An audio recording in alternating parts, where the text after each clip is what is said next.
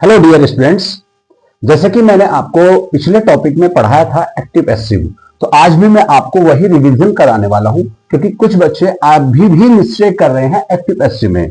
तो active passive जो rule है आपका उसे थोड़ा सा समझना पड़ेगा हमें।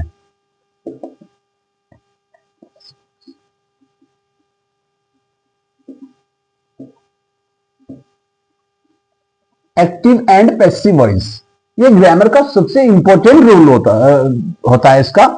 अगर आपने एक्टिव पैसिव बनाने सीख लिए तो आप 50% ट्रांसलेशन तो आप पर आ ही जाएगी, क्योंकि एक्टिव पैसिव एक इंपॉर्टेंट रोल करता है, अपना रोल प्ले करता है अपना ग्रामर में। देखिए मैं आपसे क्या कहता हूं कि एक्टिव पैसिव हमेशा इंग्लिश में आती है, हिंदी में नहीं आती है, इंग्लिश में ही आती है। जैसे he writes a letter in the room. अब मैंने आगे तक इसलिए लिखा इस सेंटेंस को क्योंकि अधिकतर बच्चे प्रॉब्लम या मिस्टेक्स कहां करते हैं। देखिए कहां वो एरर करते हैं। वो ही को तो सही जगह पर रख देंगे, बाई हिम कर देंगे ही का, लेकिन वो इसमें ऑब्जेक्ट फाइंड करने में प्रॉब्लम क्रिएट करते हैं। यानी उनको प्रॉब्लम होती है हाउ टू फाइंड ऑब्जेक्ट, के ऑब्जेक्ट को कैसे फाइंड किया जाए।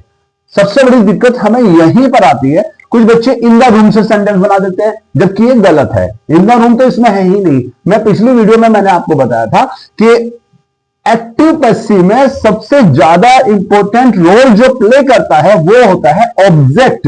यानी ऑब्जेक्ट और how to find object.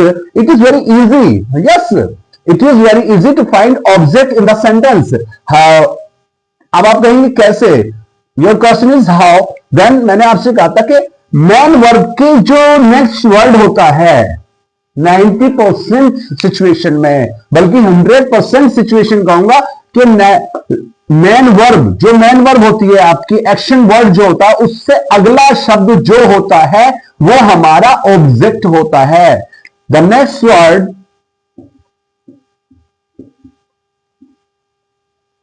Of main verb,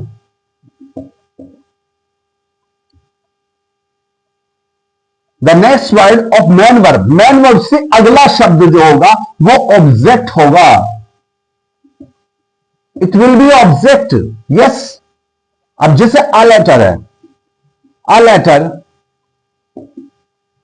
अब यहां पर सेंटेंस के अकॉर्डिंग आपको यह फाइंड करना होगा इसमें हम इज आर एम का यूज करें, वाज वर का यूज करें, हैज बीन हैव बीन का यूज करें, हैड बीन का यूज करें, मतलब कौन सी हेल्पिंग वर्ब का यूज करें। Without helping verb you can not make any passive voice. Literally आप उसको किसी भी पैसिव फॉर्म में नहीं चेंज कर सकते जब तक आपके हाथ में कोई भी बी फॉर्म नहीं होगी।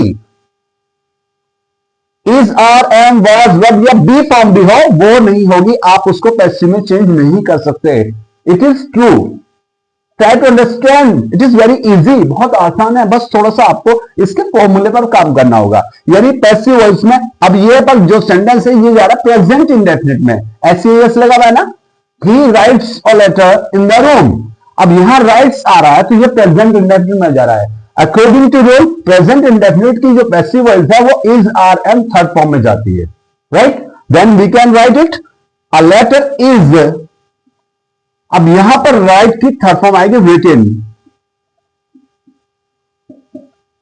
A letter is written in the room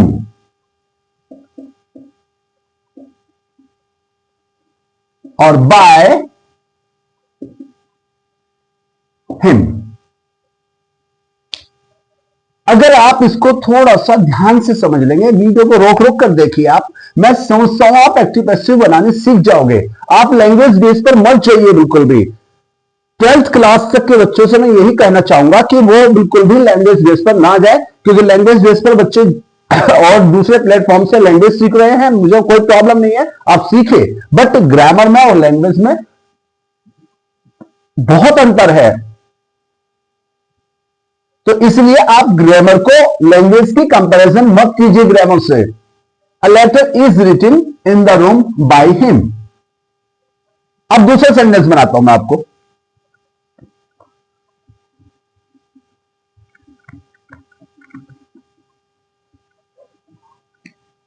you bought a book from market. You bought a book from market. अब इसकी जो हम पैसिव बनाएंगे, ये एक्टिव है, अब इसकी पैसिव हम बनाएंगे तो मैंने क्या कहा था, मैन वर्ब की नेक्स्ट वर्ड ऑब्जेक्ट होगा, मैन वर्ब का नेक्स्ट वर्ड ऑब्जेक्ट होगा, तो अ बुक। अब यहां देखिए मैन वर्ब क्या कह रही है आपकी, ऐसे यस में है, सेकंड फॉर्म में है, विल या शैल के फॉर्म में है, नहीं है ना, हैज के, हैव के थर्ड फॉर्म के फॉर्म में है, नहीं है ना, यहां खाली आपको ये दिखाई दे रहा होगा कि बॉट। अब आप कहेंगे सर बॉट तो थर्ड फॉर्म भी होती है, लेकिन थर्ड फॉर्म कभी अकेली नहीं आती। Yes it is true, third form कभी अकेली नहीं आएगी, या तो इज आर एम के साथ थर्ड फॉर्म आएगी, या हैज बीन हैव बीन के साथ थर्ड फॉर्म आएगी, या हैज हैव के साथ थर्ड फॉर्म आएगी। अब अकेली अगर कोई आती है तो वो होती है सेकंड फॉर्म। कौन सी फॉर्म होती है, सेकंड फॉर्म। तो यहां पर ये सेकंड फॉर्म है, और सेकंड फॉर्म कौन से सेंटेंस में यूज करते हैं, कौन से टेंस में यूज करते हैं, पास्ट इंडेफिनिट टेंस में। तो पास्ट इंडेफिनिट टेंस की जो मैंने आपको समझाया था उसमें हम यूज करते हैं was were plus second third form, sorry was were plus third form. तो यहां हम यूज करेंगे a book was bought from market by you.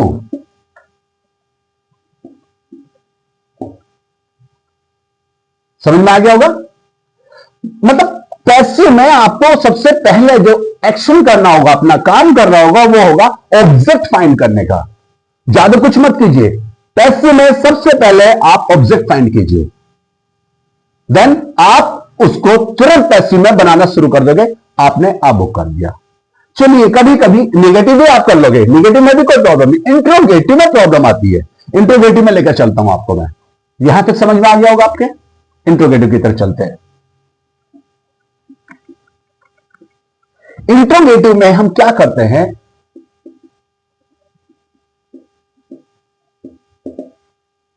सबसे ज्यादा जो इंट्रोगेटिव में बच्चे प्रॉब्लम क्रिएट करते हैं वो कहां होती है, वो भी मैं आपको बताता हूं। हु वाले सेंटेंस में, who teaches you English today, right, ये एक्टिव वर्ड्स है। इसकी पैसिव बनानी है आपको, पैसिव में चेंज करना है। तो दोस्तों मैंने आपको बताया था कि हु को हम चेंज करते हैं बाय होम में।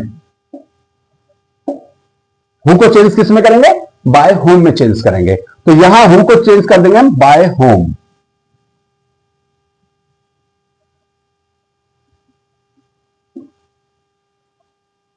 Bye home. अब चूंकि सेंटेंस आपका कहां है, ये टीचेस, टीचेस का मतलब क्या होता है, मैंने कहा था उसका नेक्स्ट वर्ड आपका ऑब्जेक्ट होगा। यू ऑब्जेक्ट है तो ऑब्जेक्ट आएगा ऐसी, लेकिन चूंकि ये इंट्रोगेटिव सेंटेंस है, और इंट्रोगेटिव का जो रूल्स कहता है वो क्या कहता है, क्वेश्चन वर्ड के जस्ट आफ्टर आपको हेल्पिंग वर्ब देनी है। अब यू के साथ हेल्पिंग वर्ब आएगी आपकी are. By whom are you taught English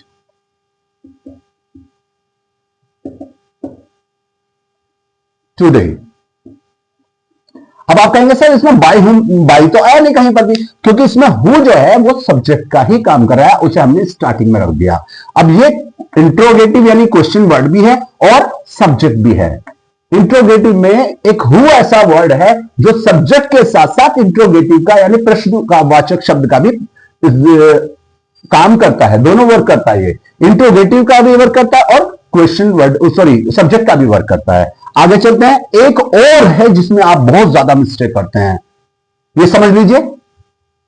मैं इसका एक फॉर्मूला लिख देता हूं, चलिए। हु वाले की पैसिव बनाना, तो हमें क्या करना हो, by whom plus helping verb plus object plus main verb की थर्ड फॉर्म प्लस एटसेट्रा जो भी है इसमें, बस फुल स्टॉप और क्वेश्चन मार्क।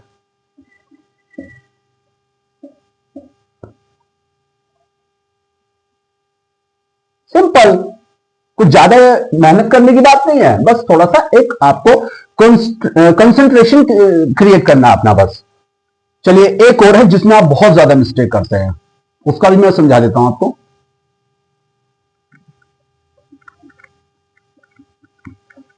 इसका जो मैंने फॉर्मूला लिखा था उसे वीडियो पॉज करके आप राइट कर लेना। दूसरा एक आता है आपका जिसमें आप बहुत ज्यादा मिस्टेक करते हैं, और वो है आपका विच वाला।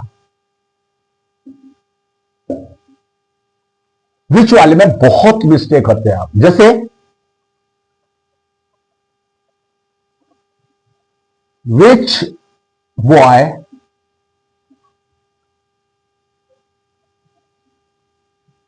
Are you teaching in the class, question mark.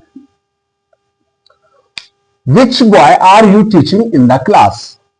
अब देखिए अगर आप इसकी हिंदी बनाने जाओगे तो हिंदी कैसे बनेगी इसकी, तुम कौन से लड़के को कक्षा में पढ़ा रहे हो, तुम कौन से लड़के को कक्षा में पढ़ा रहे हो। ये थोड़ा कंफ्यूजन आप क्या कहेंगे, सर आपने कहा था मैन वर्ब के जस्ट नेक्स्ट वाला ऑब्जेक्ट होगा। अब यहां पर इट इज अ कंफ्यूजन, आप क्या कहेंगे, यहां पर मैन वर्ब के जस्ट नेक्स्ट वाला 100% बोला था मैंने, मैन वर्ब के जस्ट नेक्स्ट वाला ऑब्जेक्ट होगा, जबकि यहां ऑब्जेक्ट आ रहा है, ऑब्जेक्ट की जगह पर आ रहा है इन द क्लास। नहीं प्यारे बच्चों, ऐसा कुछ भी नहीं है। क्यों, क्योंकि क्वेश्चन वर्ड में एक विच ऐसा शब्द वर्ड है, विच है, एक हुज है, WHOSE हुज। ये 2-3 वर्ड्स ऐसे हैं जो ऑब्जेक्ट को साथ में लेकर के चलते हैं। जैसे इसने ऑब्जेक्ट को साथ में लिया, विच बॉय, कौन सा लड़का, तुम कौन से लड़के को कक्षा में पढ़ा रहे हो, तो इसने साथ में लिया ना, तो हम इसको कौन से लड़के से ही बनाएंगे। तो विच बॉय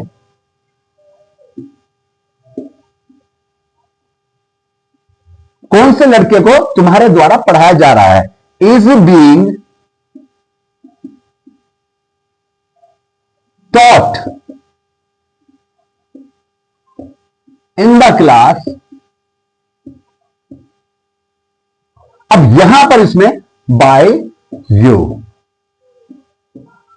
ये एक्टिव है और ये पैसिव है। विच हो या हुज हो, दोनों में से कोई सा भी वर्ड हो उसको पैसिव में हम इस तरह से चेंज करेंगे।